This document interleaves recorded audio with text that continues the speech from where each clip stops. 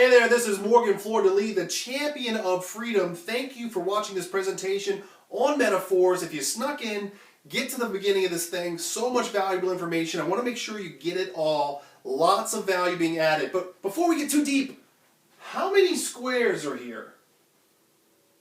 You can pause the video if you like. How many squares do you see?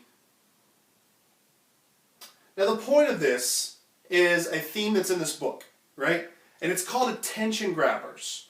And it's one of the things that you want to do in the beginning of any given presentation, right?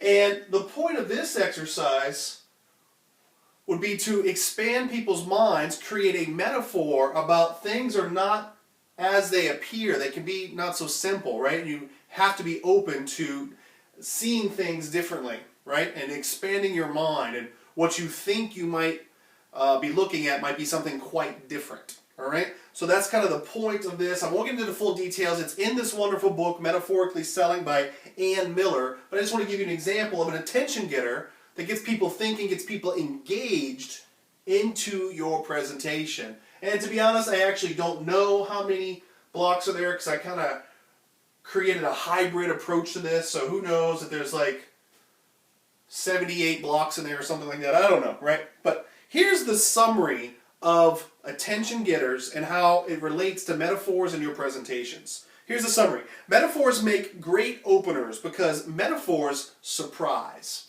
right? Another good thing that you can do is tell jokes at the beginning of a presentation. That is also great for opening a presentation. And if your joke happens to include metaphors in it, even better, right?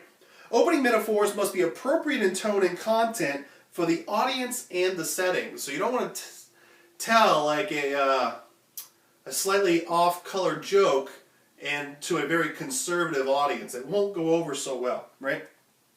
Effective openers include only enough detail to set up your point, right? A metaphoric opening clarifies complex topics provided it is limited to one image, right? So you don't want to have all kinds of stuff going on. You want to take something complex, bring it down into one image, right? And you must link your metaphor opener to your entire message, right? So it's very, very important. Let's go through the exercises here in this book, and pretty powerful stuff. Think about an upcoming presentation you're going to make, or one you recently found rather challenging to put together. So write it out. Write out the topic of your entire presentation in 2 sentences. Write out the entire topic of your entire presentation in 2 sentences. And then what is or was your client's blind spot? His expected resistance to your topic. Remember how we talked about the blind spots? That's in one of those previous videos. What is or was your client's blind spot? The expected resistance to your topic. Then what was the snapshot of that client or that audience, that ideal avatar, your target audience you're marketing to? What's that snapshot, right? What information do you have about them? And then 4, create a metaphoric opening, keeping in mind what you know about the audience, the setting of your presentation, and drawing on articles or stories you've read recently, some factoid or info bit you found interesting, funny, or strange, a television program or news headline, something on the internet that caught your attention, a common life experience, something frustrating like computers, something funny like a Lucille Ball rerun, something heartwarming or affecting like the Special Olympics, a story or a hypothetical situation, a visual game, or a question to surprise and engage your audience. Be sure, however, that you link your opening metaphor to your message, right? So that is ways in which you can have creative openings and then bring it back together. So if I were to say, you know, how many squares are here? People are thinking about it. And then I relate it back in such a fashion where it's like, this here, you might have looked at this initially and thought that there was a certain number of squares involved.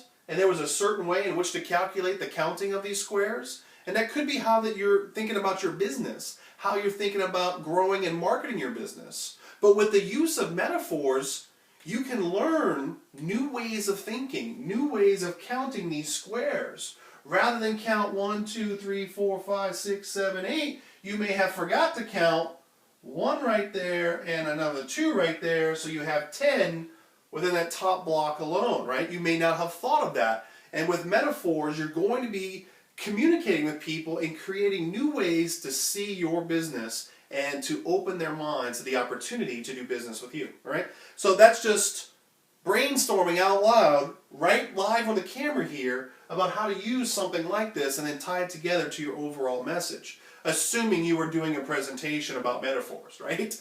But fun stuff. Now we're going to get into the future in these next few videos about how to properly position yourself and how to move forward and really make you the definitive person that they're going to want to do business with. All right, so my name is Morgan Fleur-de-Lis, the champion of freedom. I hope you're enjoying these videos. I'm enjoying making them for you, and I look forward to seeing you on the next video. Take care.